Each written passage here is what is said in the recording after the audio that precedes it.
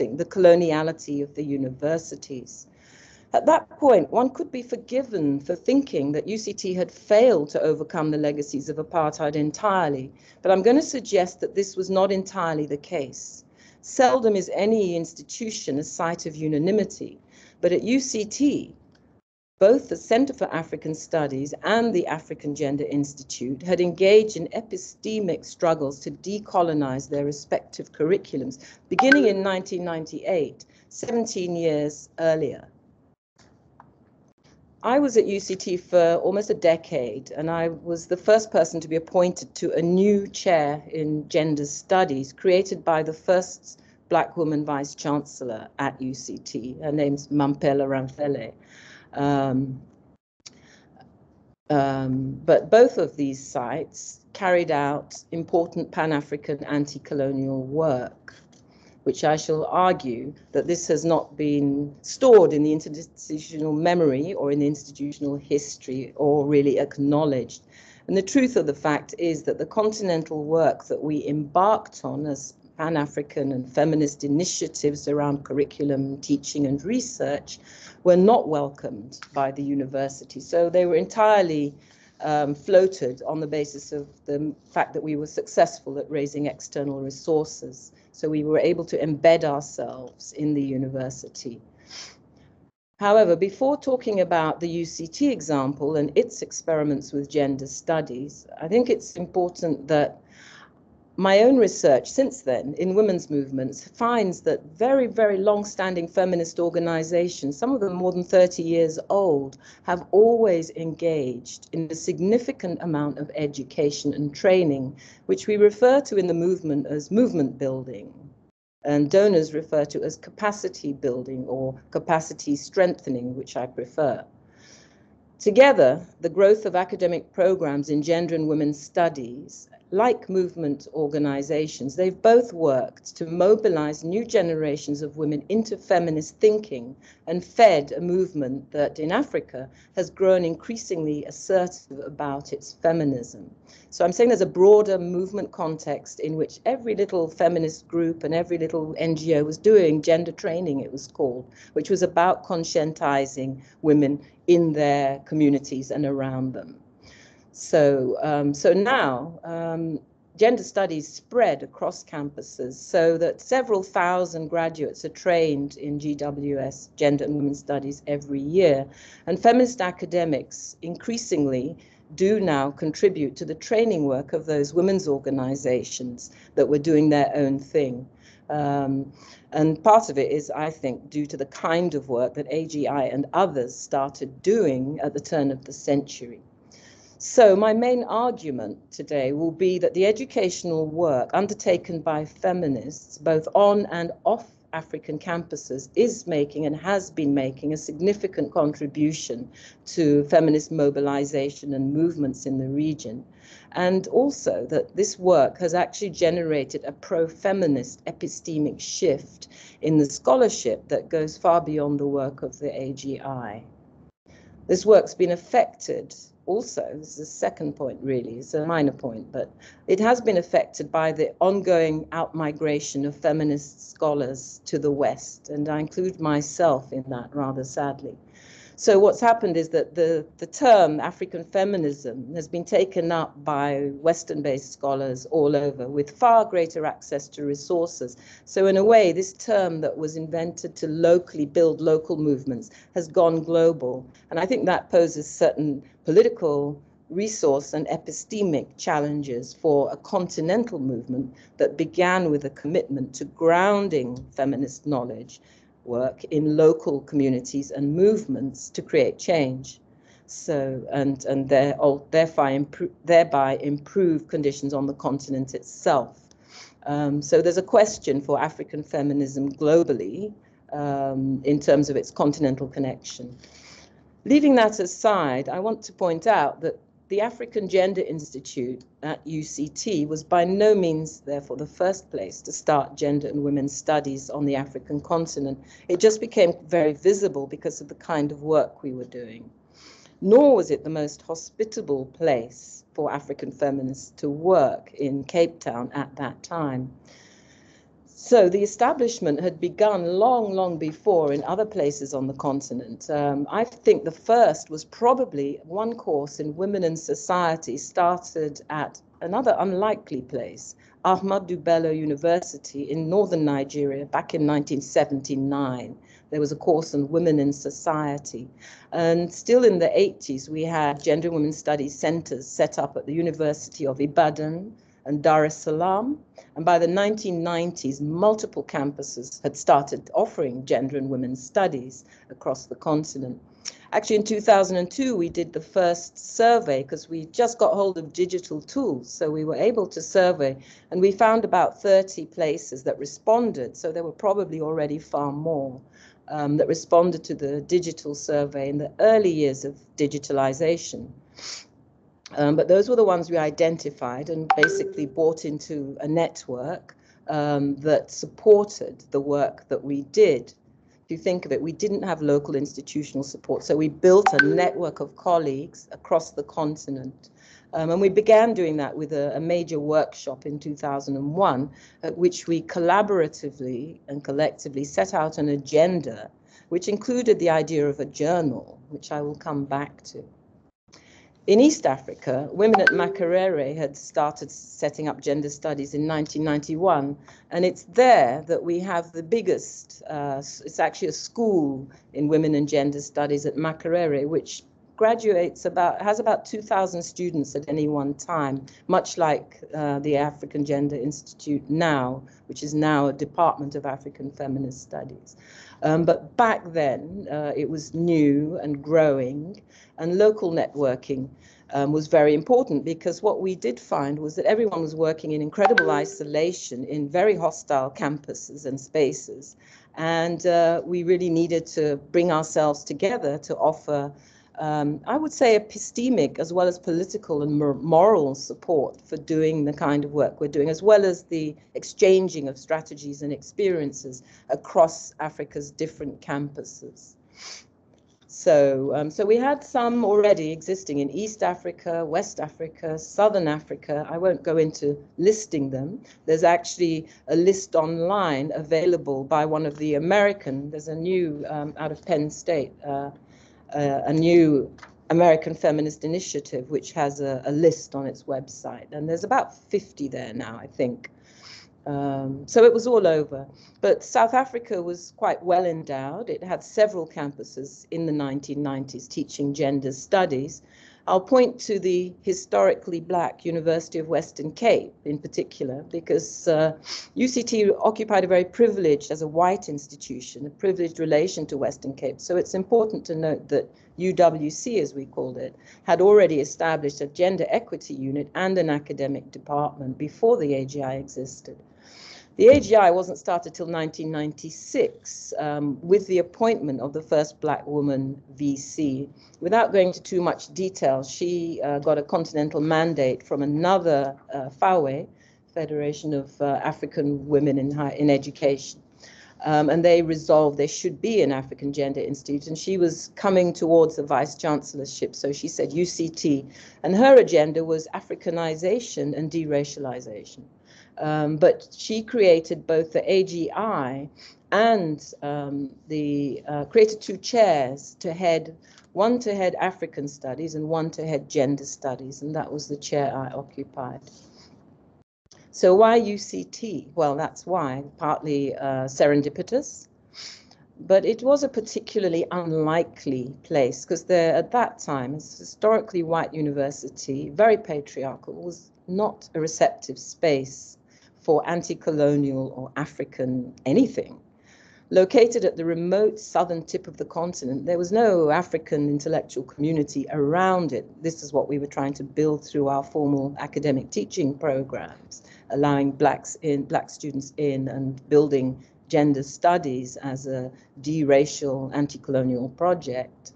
And this institution had been hugely complicit in apartheid. So when I arrived, there were almost no other black faculty. In fact, under the first black woman VC, she had sought for a brief while to project UCT as, quote, a world-class African university. Sorry, I have a picture of it there. Yes, sorry, it's still there. And this might be something to do with her having spent her youth in the Black consciousness movement.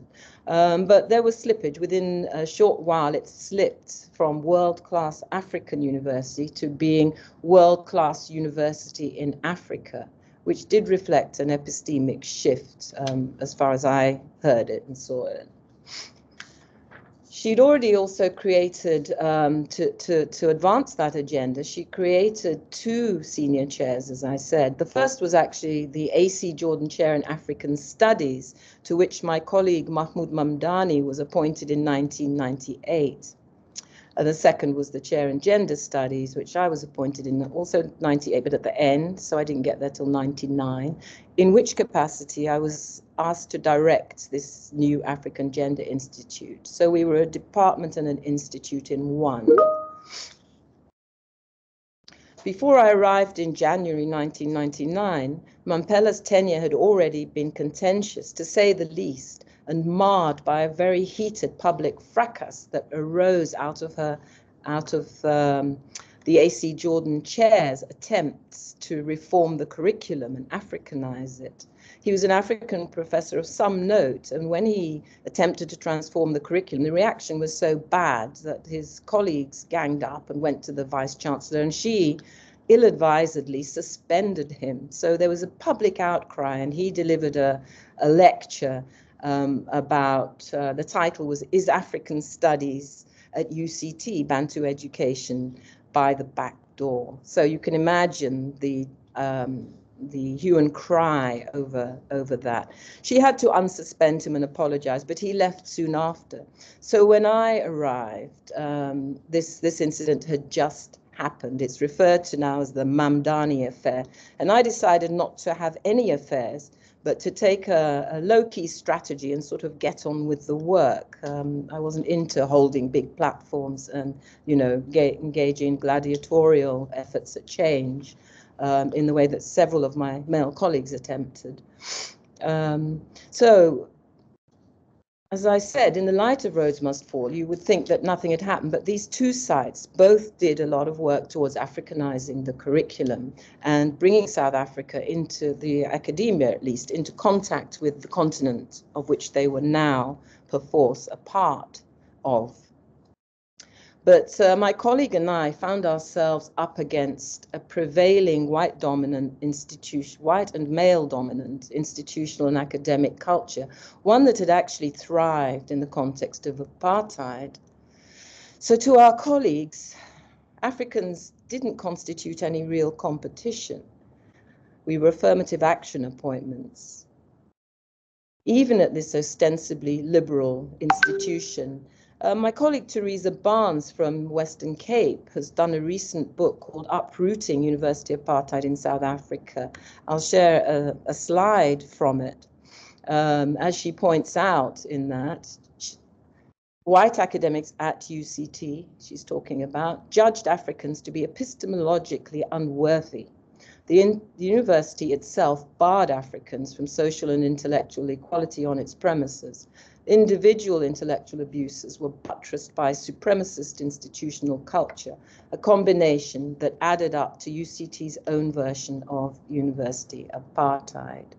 So I can confirm that it was not an easy environment, because we made everyone uncomfortable and were seen as threat to standards, threat to academic freedom, which apparently they'd enjoyed, academic freedom under apartheid.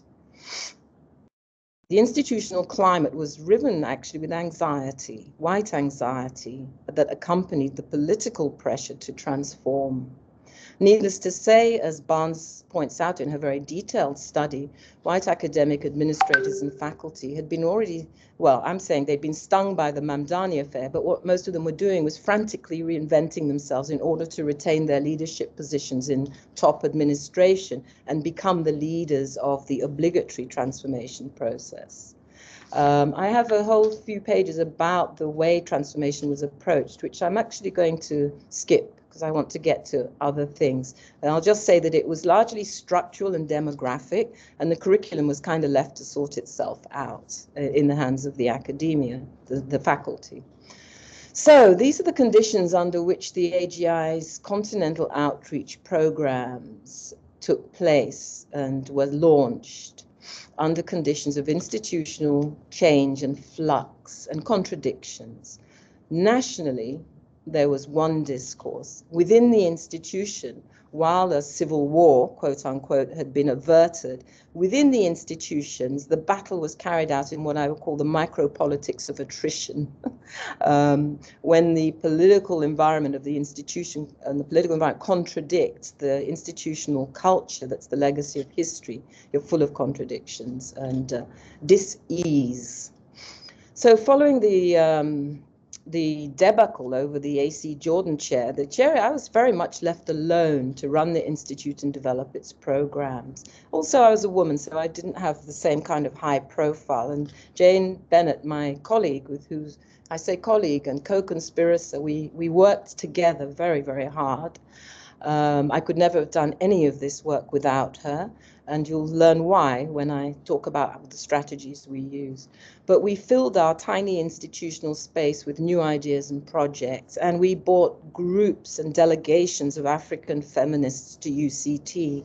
It was quite an experience because we'd go to the staff lounge in numbers, and people would they've never seen anything because they've just not seen Black people on the campus.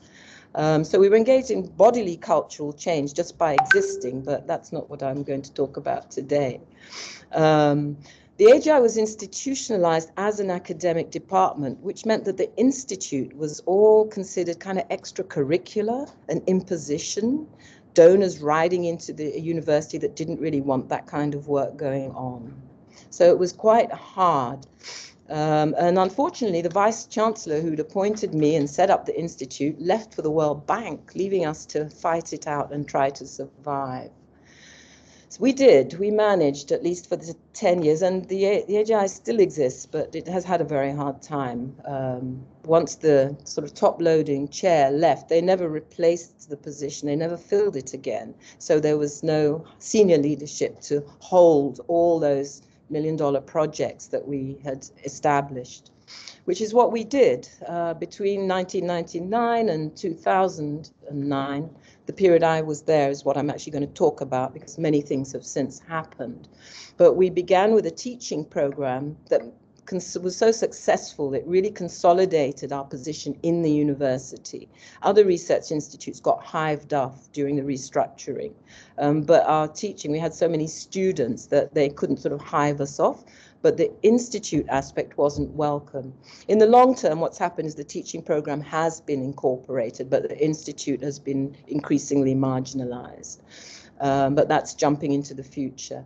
Coming back to the work that we did, which I'll spend a couple of minutes on, at the African Gender Institute, we set out drawing, I think both Jane and I came with long histories of movement activism, her in the national liberation movement as well as feminist movements, and myself, I'd always been involved in movements, both the Black feminist movement in Britain, where I kind of learnt my early feminism, as well as in Nigeria. I was a member of Women in Nigeria, and so both of us brought those histories, and as you know, movements operate and teach in very different ways and use pedagogics and methodological strategies that are very participatory and very engaged and involve the subjectivity and consciousness of those who participate in them. So we drew on that kind of toolkit and brought it to the work that we did, both, I would say, both in the teaching program in terms of the pedagogies and the kind of curriculum development we did ourselves, but we also launched this continental program called Strengthening Gender and Women's Studies for Africa's Transformation. And it was the first of its kind because rather than, we could have tried to build the institute, but I think we looked at the institutional terrain and thought, this is not going to work here. So instead, because we were more interested in movements and in building continental networks, because we knew how scattered we are, we decided to focus on building networks among all the other gender and women's studies faculty, most of whom were feminists or inclined that way and could be nudged along in this network. So we started with a workshop, set out an agenda collectively, and then picked up and proceeded, raising enough funds to roll out a continental-wide project, which did a combination of methodology work, curriculum development, introducing feminist pedagogy, so that all the other sites that were teaching gender and women's studies could be revitalized. As you know by now, that they had been around for a bit, most of them, and what tended to happen was what you've discussed in Britain as well, a de-radicalization. They ended up teaching WID, WAD, and GAD, but not teaching about the areas where there were frontline struggles of women's movements, which would be the areas of violence, sexuality, cultural oppression, and so on.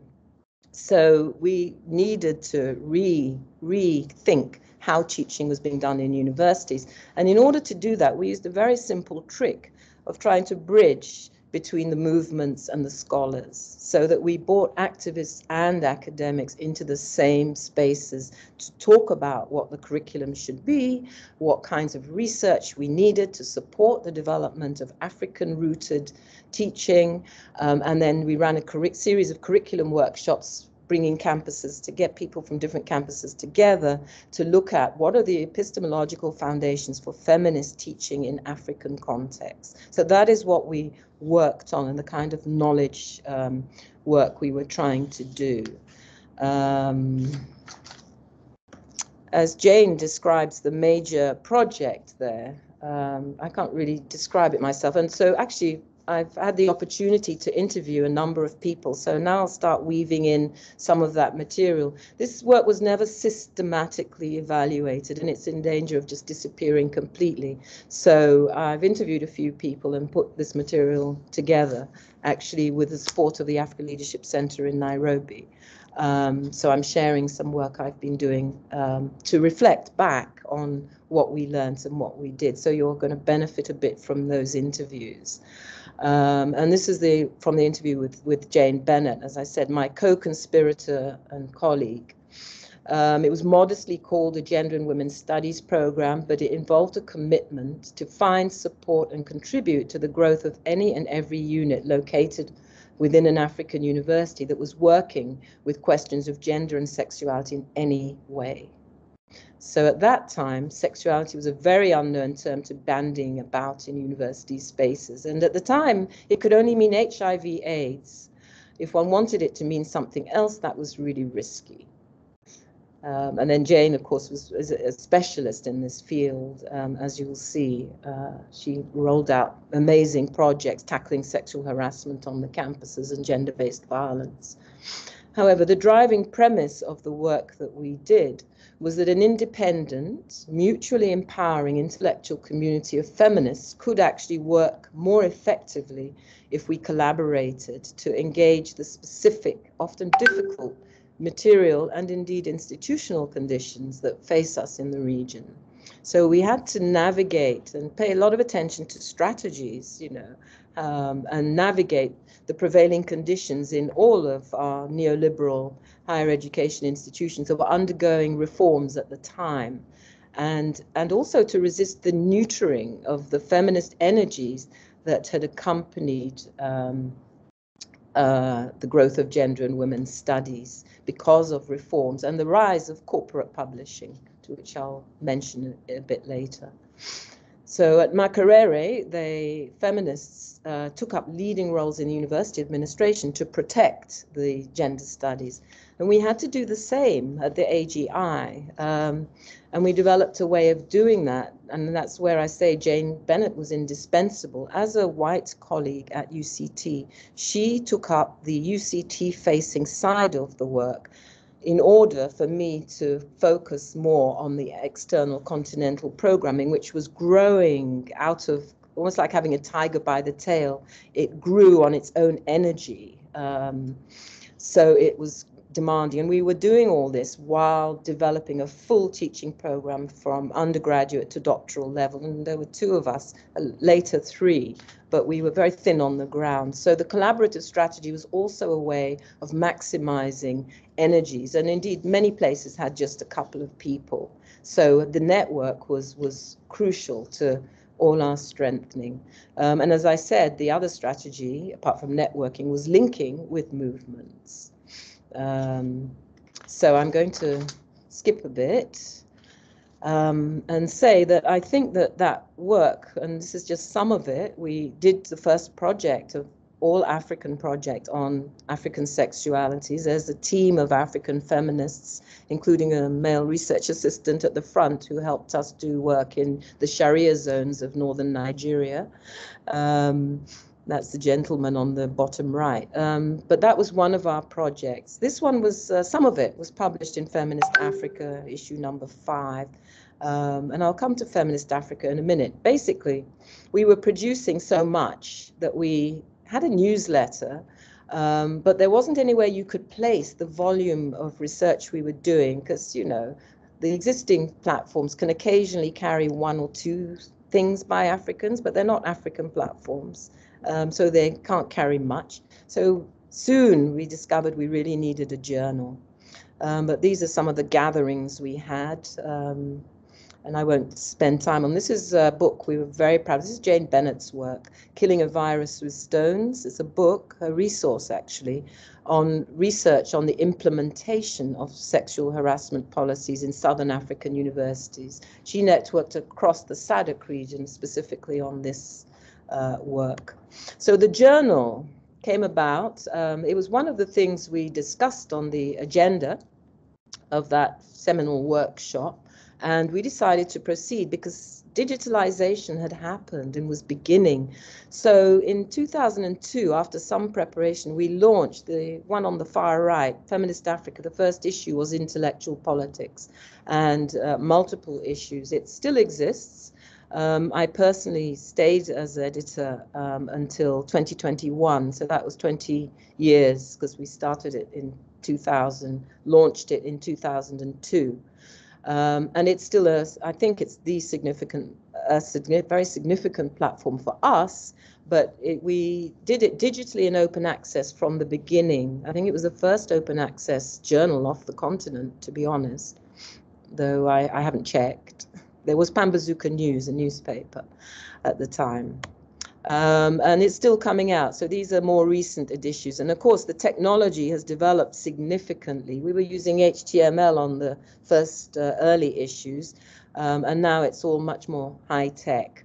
And it has been relocated because we were afraid for its survival at UCT. So it's now moved to the University of Ghana, simply because there's a much bigger African intellectual community in other African countries. And we initially envisaged it rotating around the continent, if not having multiple hubs at which it could be published in various editions and downloaded, or rather uploaded.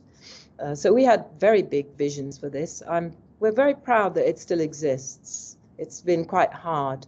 And I recently stepped down from it and left it in the hands of an editorial collective. So that is for open access. Google Feminist Africa. It's feministafrica.net. And of course, we struggle very hard to maintain the continental readership, which is its primary audience, but it has concentric circles models, so it's open to everyone in the world.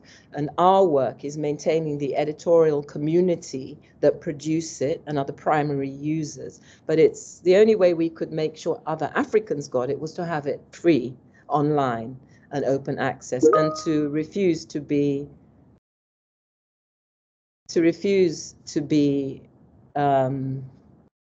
sorry, something distracted me.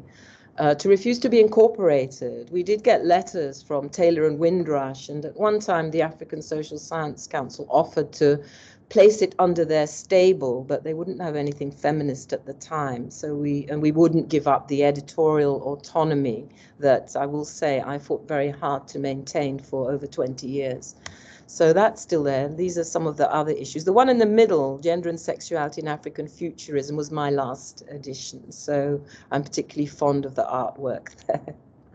So it was very intimate work. You worked very closely with our contributors because it was part of building new generation of feminist writers and getting them published. So a lot of first-time articles, we used to combine, I could talk about it at length.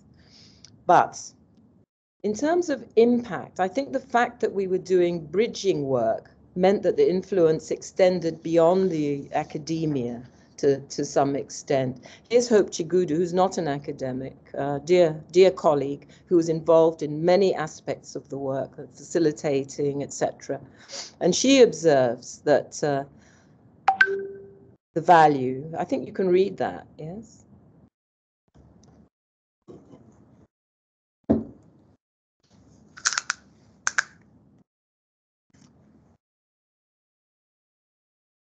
She says we were the first to establish those linkages between activists and universities, because most of the academics were conventional academics.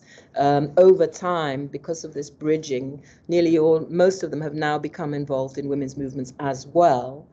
And quite a lot of, we ended up recruiting quite a lot of young women from movements into our graduate program. So there was actually bodily crossover of bodies. In terms of the other, still talking about the influence, this is what Jane says about it. The work was safely and quietly called Gender and Women's Studies. So we didn't broadcast what we were doing. But it was absolutely radical in its conception, in its process, and its engagement with people's political lives. There was an insistence on documentation, writing, and the need to retain the deep feminist energies which were present in all our national liberation struggles, but subsequently got shoved to the side in women's ministries in the aftermath of liberation. I say that particularly heartfelt because our Nigeria's women ministers just attacked the women's movements completely. No punches pulled. So the femocrats that I've written about in the past are a problem for us. Also an epistemic influence. Others that we interviewed point out that the influence went beyond the workshops and beyond the publications. This is Jane.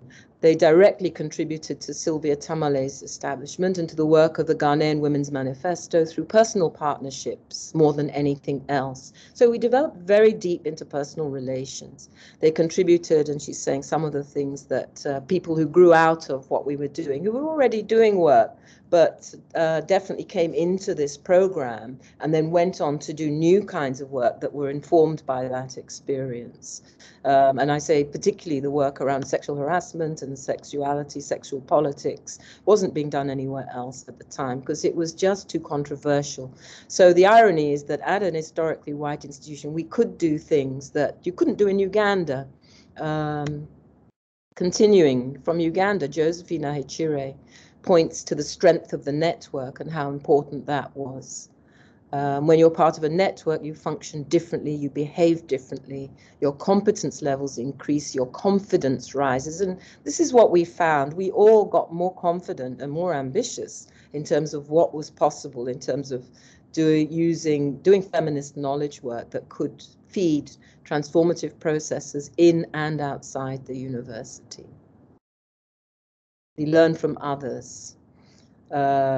And she says we introduced a collective identity for women and gender studies people on the continent. It can't be ignored. And, you know, we had tried to intervene in other mainstream networks with limited success. I mean, ultimately, yes, we've changed them, but it took a long time. So the AGI was a very important independent space.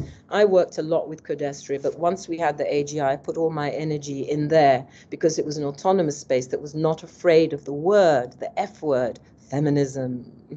So the AGI was very important for naming it. And subsequently, of course, as I shall argue in what time I have left, the movements have also started articulating themselves as feminist movements. Here's Sylvia Tamale herself.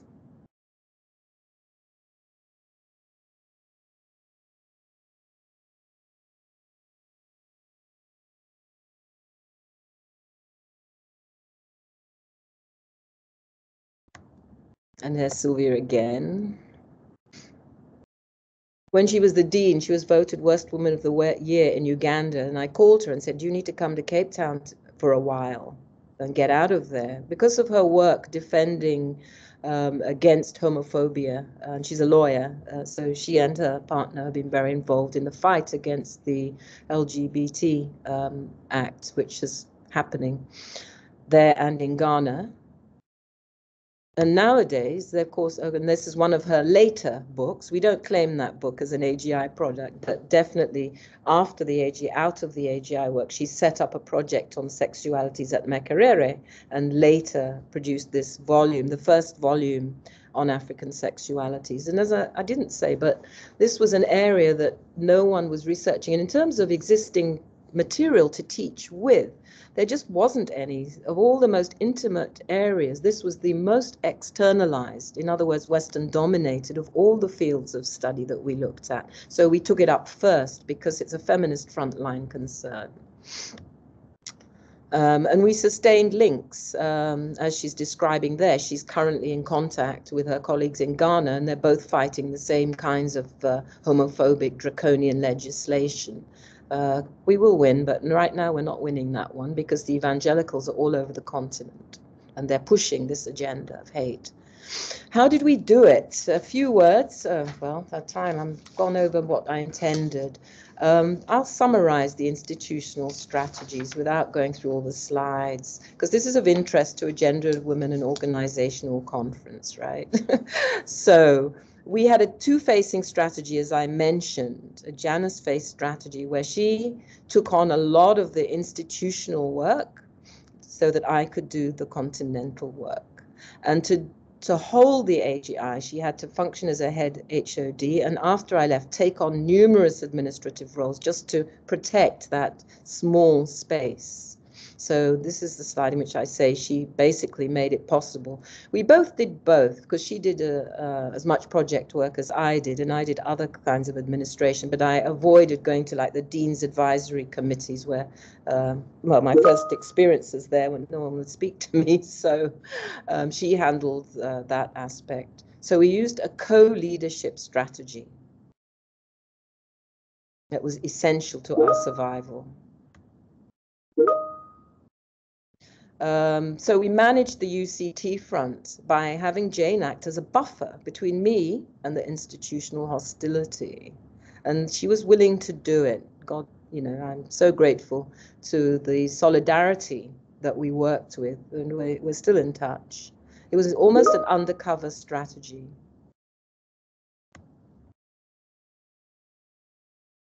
And mentally, psychologically, we played a trick. Instead of feeling overwhelmed and dominated by the university administration that was always after us, review this, review that, review the other, without going into detail, we just decided that we weren't working for them, although they paid our salaries. Epistemologically, it was really important to our own mental health to say we were working for this movement, the feminist movement, beyond UCT. So we cast our sights beyond. So the feminists that in the Pan-African network that we had helped to build, those were the ones to whom we held ourselves accountable, not to the university administration. To some extent, we were accountable to funders, but we didn't think of them as our bosses at all. Because the way we negotiated funds, I had to do donor education to negotiate the funding. So they weren't our bosses, but we're accountable to them. And the university thought that they managed us. Well, yes and no.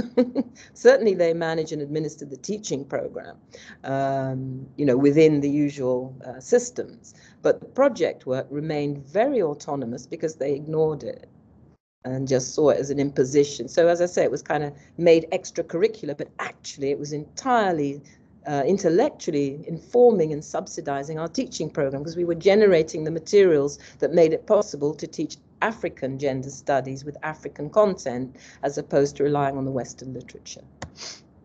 So working for the network, that was another strategy. And the other one was being elsewhere, being busy elsewhere. The last slide, why isn't my slide moving? yeah, being busy elsewhere. So instead of feeling cannibalized by the university's politics, we refused that, and we were much more interested in what was happening elsewhere. Now, that was both a politics, but it was also, I'm now realizing as I speak, it was psychologically very important to just not feeling like an imposter.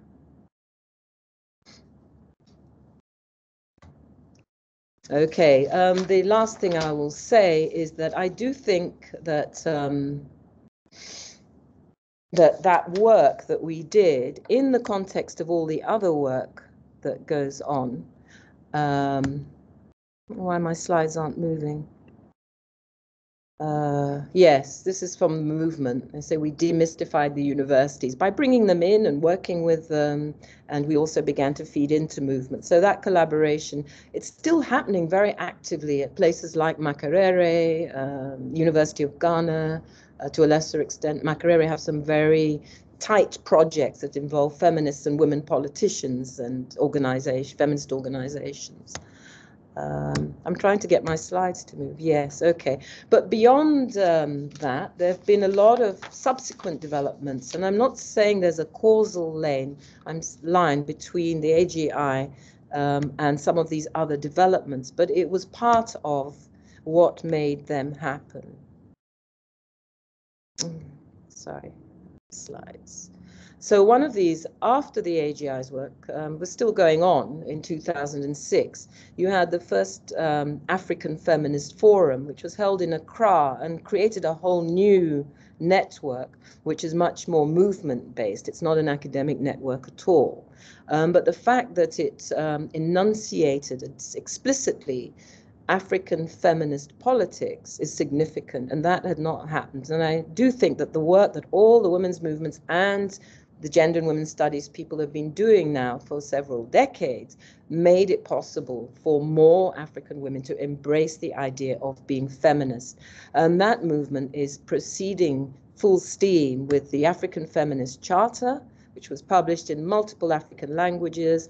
And then spin-offs from that, there have been continental forums fairly regularly, every 3 years, but lots of national and local and sub-regional and French-speaking African feminist forums have spun off that. So they're carrying the whole feminist charter of African feminist principles, and that has been growing and growing.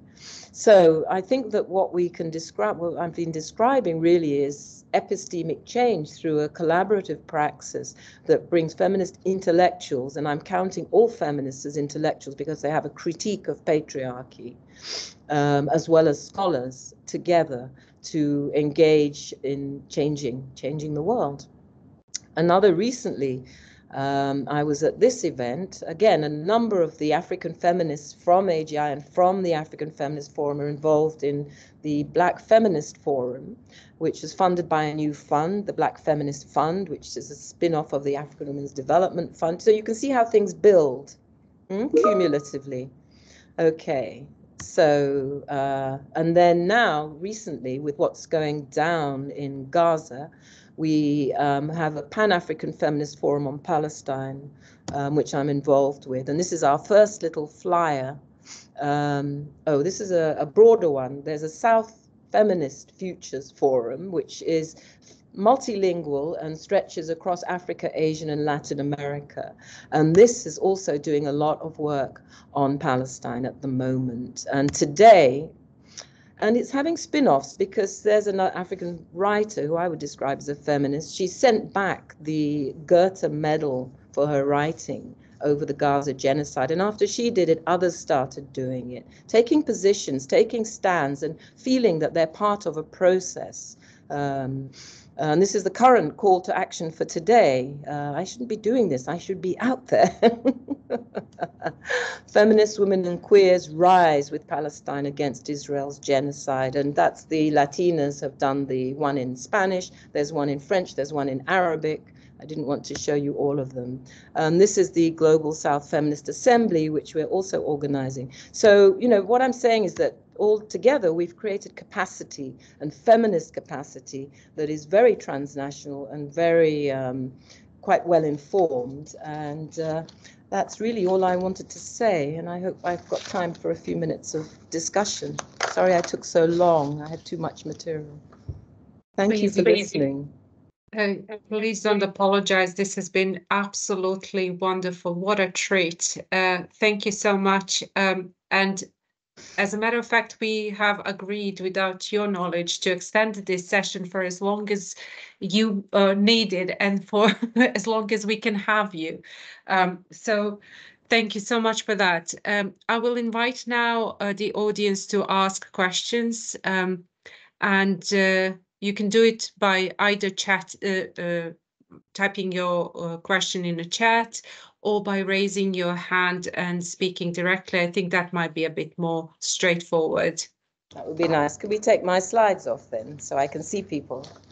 So if you click on the same share button, it should stop sharing.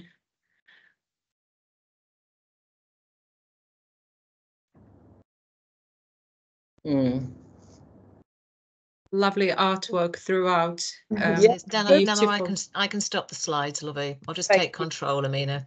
Thank you. Instead of me fiddling around. Yeah, that's artwork from this new feminist formation. You know, it's full of talent. It's so exciting. You make it so easy.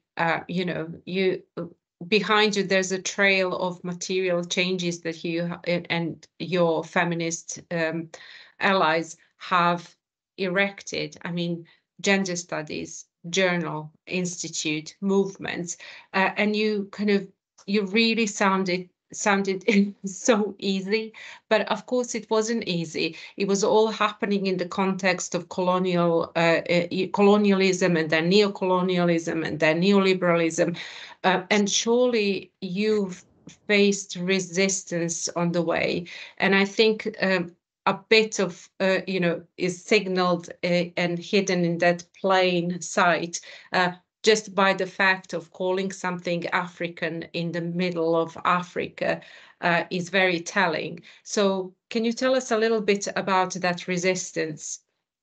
Yeah, I think if it hadn't been in South Africa, we could have just called it the Gender Institute. But given the nature of early post-apartheid, we're talking 99, the AGI was set up in 96, just 2 years. So transformation hadn't begun.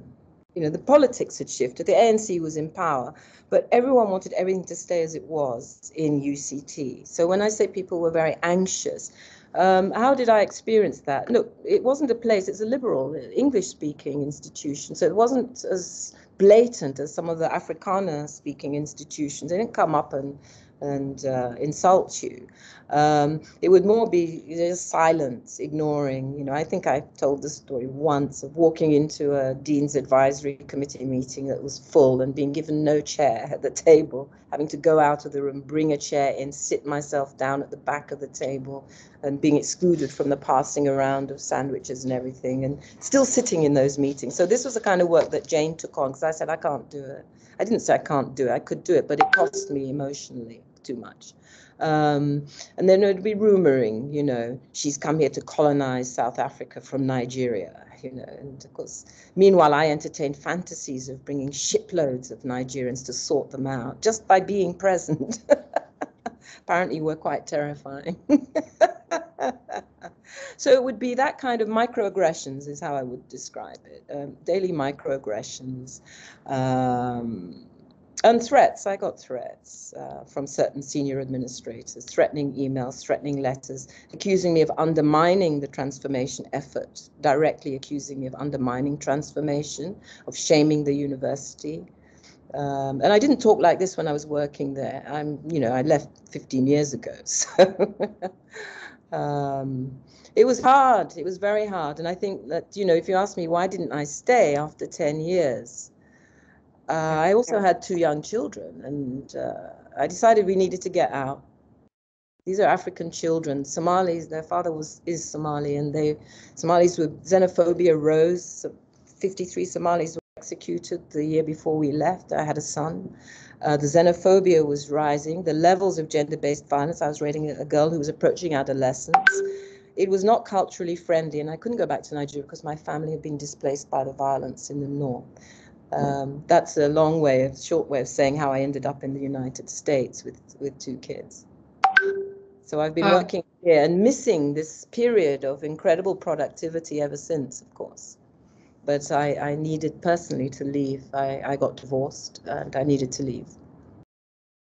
But so. I mean, laying those foundations, I mean, you say that as if you're carrying guilt for leaving, but actually, yeah, you actually laid foundations with all those feminists that you mentioned for something that is remarkable now. And we've been to South Africa in Gender Work and Organization Conference, so which is where I heard a version of this speech before, and your contribution was just undeniable and so crucial to gender studies in South Africa especially. I don't think we did enough in South Africa, to be very honest. It was such a lot. We did bring South Africans into all of the continental work, but they really struggled to identify as African at first. Even people of what the Americans call people of color, Black people, Yeah. had trouble identifying with what we were doing. We had a program for people to come in residency, and we had to positively discriminate to get South Africans to realize that they were African writers and could come to that program. So, it was the work we were doing there was different, and we did spend a lot of our energy in other parts of Africa. And I think Jane did a lot of South African work that I can't take any credit for, because it was a very hard place to be as another African. So in terms of my activism, I poured it all into what I was doing through the university, because I don't have a community there.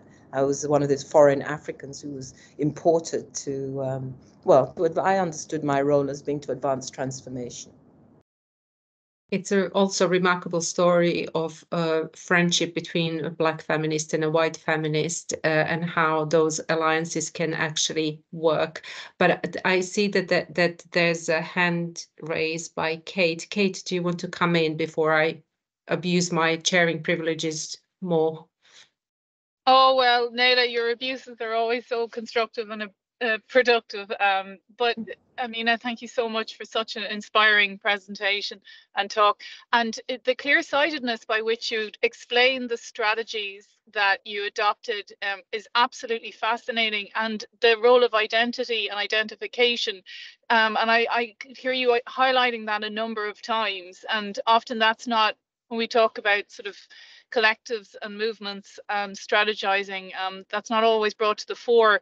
As people who all sort of work with organizations, we're all aware of how strong the attachments to one's organization can be. But you talked about how you had to make a conscious decision that the boss was not the university was the platform, and the boss was the movement. And I'd love to know more about how that was challenging to sustain.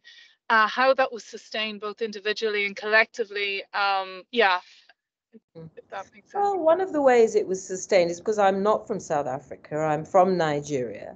And as we rolled out the program, we didn't do all the work in South Africa. We went to meet with the women in Ghana and Uganda, as well as on other South African campuses.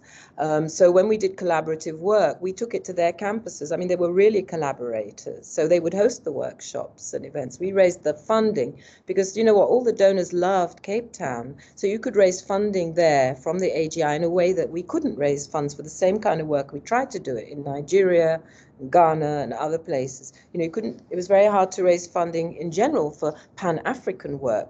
We were the first project that Ford Foundation had that gave money from all the different regional offices, because normally they only fund one country at a time to perpetuate their atomization. So to actually get a transnational project funded was new to them. When I say we did donor education, I mean, I did go to some of there and do some little bits of work for them in that respect, because it was a different kind of programming we asked them to do, and they did support us. It's changed now, but we had multiple partners that we had to work for, account to. So we had a huge amount of work, and we were able to use some of the money to hire administrative support and project support. But we carried the intellectual work of the two of us. And then Elaine Salo, who very sadly has passed away. She was the youngest of us, and she's gone. But she was with us for the last few years. And it was wonderful to have the first Black South African in the Institute. What that meant to students, none of us could do. This is the thing about identity. They need people they can identify with in order to gain confidence and develop intellectually in a post-apartheid context. And that need will diminish as things become more equal. But in the context of apartheid, they need to have Black people embodied. And this is why Jane never took up the leadership of Feminist Africa. By right, she could have, or the AGI. She said all the time, talk about my white colleague. She said, I'm white. In this context, I cannot do it. And I won't do it because there have been too many white people in power. So that's the colleague we're talking about. She's actually from Zimbabwe originally. And as I said, a movement person. So politically, it was absolutely a delight to work with. I learned a great deal from her, as from everyone in that network. So this wasn't just Jane and my work. Genuinely, Tetu Amenu, Georgie Chikata at Ghana, Josephine Hichire, Sylvia Tamale, and others in Uganda, Emma Bett in Ethiopia. I mean, I could start running with the names because the network ran to several hundred in the end. And I have to say critically that not everyone was fully able to participate in all the activities, because we had curriculum working groups and then we had research projects. So you'd have different clusters from the same network in different activities, and then different ones on the editorial of Feminist Africa. I could talk a lot about the whole process of floating Feminist Africa, because that I've had to really defend against corporate publishers. And then from within, because new academics want to buy into the opportunity structure created by the corporate publishing system. So there's pressure from within as well to go corporate, to give it to Taylor and Windrush so that people can be paid and so on. And I said, you do that and you first of all, there'll be a paywall, and then none of our primary readers can get it. So what are you talking about? It's not possible, for this model is different. It is not for that.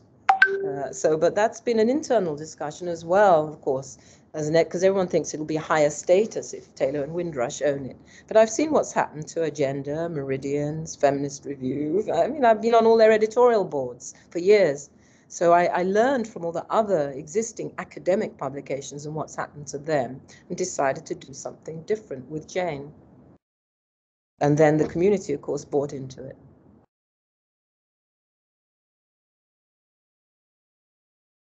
Thank you, Amina. There's a question from Amna in chat. Hi, Amina. Thank you for your talk. I was just wondering if you could talk about how should we approach the notion of solidarity in the house of difference, specifically when nationalism is so prevalent in different ways. How do we create a pan-identity while also thinking about the difference? Thank you. It's a great question. Look, Africa is extremely diverse. Just because we're all African women, that's when you can begin to wrestle with the diversity, because you're not defending the Africanness. Are you with me? I hope that's clear. So the building of a solidarity network, I mean, you create the boundaries so that you can begin to get real without being on the defensive. So the beauty of a Pan-African network is all our differences can erupt within it, but we had a sort of broad episteme, which is a commitment to the continent of Africa and the liberation of women in Africa, that held the whole thing together. And that's why I say it was epistemic change, because we all bought into that epistemology. And those who weren't quite into it soon got into it. That's what I'm saying, epistemological shift. Because people see what was happening and begin to get drawn into it. And so of course differences erupt, and many differences erupt all the time. But as feminists, you have conflict resolution strategies. And the bottom line is reciprocity and mutual respect. If you have those things in place, as well as a broad epistemological shared commitment, then it kind of follows. So I'm not saying we didn't have differences and issues, and especially, I mean, we took up issues like lesbianism and sexuality. Do you think all African women are in? No, we still have a lot of homophobia, even among especially Christian and Muslim religious feminists who can't take on, according to their religious texts. They can protect, but they cannot persuade, is the answer, the language there. So so I don't know if I'm answering you, but I think that it was about an epistemic principle on the one hand that everyone bought into, and then the space to wrestle with difference, and we did, and that's kind of what fueled the work, because I do believe difference generates creativity. Yeah, you're absolutely right there. And of course, it's a misconception that difference is an impediment to solidarity. It actually often can strengthen solidarity. So, and you showed it, showed how it can work in practice. And as you probably know, we are now at that stage where we need to protect our epistemological integrity, and where we have to rebuild and construct new journal. And I'm really glad that you mentioned feminist African. Oh God, I'm Feminist Africa. Yes, feminist Africa. I apologize. I've been talking all day, and now, yeah, my tongue disobeys me. So yeah, I'm really glad you mentioned that journal, and you said you hold on to it for 20 years, and I was just wondering, obviously I can't ask of you to summarize 20 years of your engagement, but I was wondering if you could kind of reflect back on those early years of establishing a journal, and what helped its development. What were some of the kind of biggest issues, challenges, difficulties you encountered, and what helped it flourish? That's a whole story of its own. How long do we have?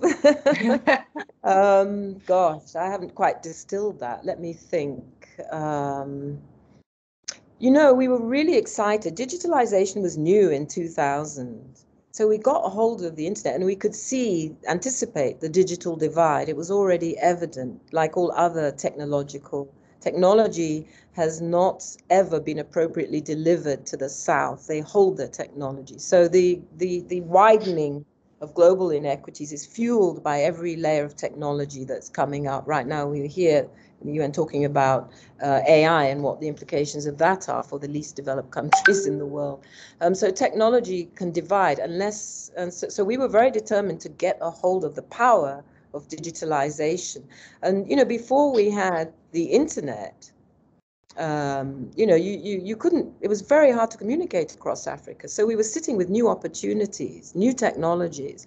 And like I said, we were able to do the first survey. Before that, I can remember trying to build a national network in Nigeria. You had to use DHL.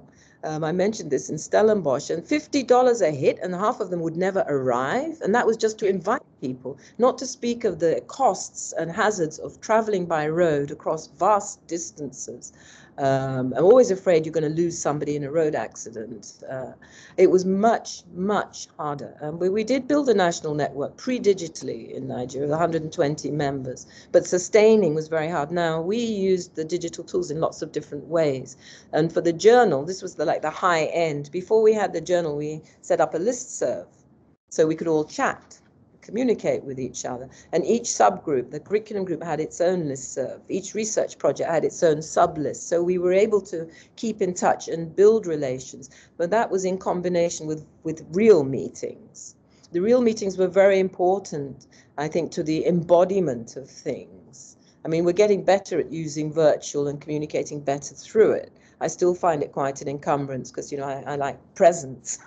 But you can do a lot with the digital technology. And I've had many reasons to realize that subsequently by using digital technology to curate a festival. And yes, 20,000 people can attend without anyone going anywhere. During COVID, I did that. And 6,000 attended, and then 30,000 logged into the site before it was taken down. Pity, it was a good archive. Yeah. So the digital tools, really, we were digital on steroids. I mean, we were excited by it, and we could see the transformative potential. So there was that, as well as our political energy. And then Cape Town is a very beautiful place. There we were, perched on the mountain. We had an office, an administrator. I mean, these were tools we were able to do a great deal with. and then supplement with the funding in various ways. But nothing could have happened without having that little institute. The same work could be done out of Makerere or out of Ghana, and I hope that it is being and will be done more in the future. But most of our national universities are nationally focused. I think it was because we were in post-apartheid South Africa that we looked to the continent and decided to Africanize in the way that we did, which meant a cultural and political Africanization, as well as developing curriculum and then developing the knowledge. Because you start a curriculum on sexuality, there was nothing to use to teach it except maybe Audre Lorde. I mean, there were people, but no one from Africa and our reality. So, for example, a curriculum trick would be, if you've got no material in your country, get the students to do a survey and use that material in your classroom. For example, that came from somebody at Cape Coast University, Mensa Pra. Very good idea. So, how do you generate material that will enrich your curriculum for local purposes? So, but most of our centers are nationally focused and would have a great difficulty being Pan-African. So that, if something's in Ghana, it will become Ghanaian inherently. Because there were so few of us, it couldn't become South African. There were only 2 or 3 of us there, and the network was much bigger. You with me? Yeah, absolutely. How important was that strategy to go transnational, to go Pan-African rather than to stick to something local, because that gave you strength. It was probably harder, but it's something that essentially in long run gave you strength from all this engagement from all these countries. Amina, thank you so much. I have tons questions, and I'm sure our audience does too, but we have to be respectful of your capacities as well. Thank you for meeting to go back into now. Yeah, I wish we can clone you. And there are some wonderful comments from colleagues. One of them said, can we please have Amina Mama as our Vice Chancellor at the Open University? So can we clone her? Can we have her in the Europe? As you can see, people are really thrilled that you took that time off your busy schedule to talk to us. I've been scribbling. Thank you. So that kind of feedback is very humbling, and I thank you all very, very much for all your attention and interest. It's been great. Well, thank you, Amina. We are very honored. I've been scribbling all day long from various presentations, and I was trying to surface some of the most important insights from today, and I don't know how successful I was at that, but we heard a lot about the resilience of critical voice and the importance of feminist community to sustain that critical voice and to make it thrive. We heard a lot about how voice can be exercised and amplified through utilizing digital resources, as now Amina said, how power lies in that digital world if we know how to use it. And especially in contexts that are riven with tension and undemocratic exclusionary practices. We also heard about the gendered nature of disclosure and speaking truth to power and the cost of speaking out. And and Kate Kenny reminded us that it's not only about prevention or retaliation, but it's also about deeper inner dynamic of silencing, where women voices are systematically being blunted to the point of ineffectiveness sometimes. Right now, of course, we heard and learned a lot from Amina about what it takes to establish, well, not only gender movement, but gender epistemological academic kind of movement, and what does doing feminist knowledge work means in practice, and how difficult it is to surface, enable and nurture voices to kind of keep that epistemology going. And it's also, I think, what Amina did well is to surface that kind of infra-political activity that is sometimes necessary. So sometimes resisting head-on is not always sound strategy. Sometimes you can reap better benefits by doing some infra-political work. And with that, I just want to thank our speakers and our wonderful audience, and hope to see you in the next International Women's Day again.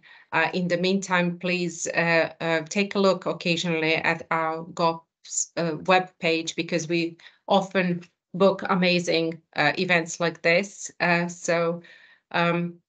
hope to see you there. Thank you, everyone, so much.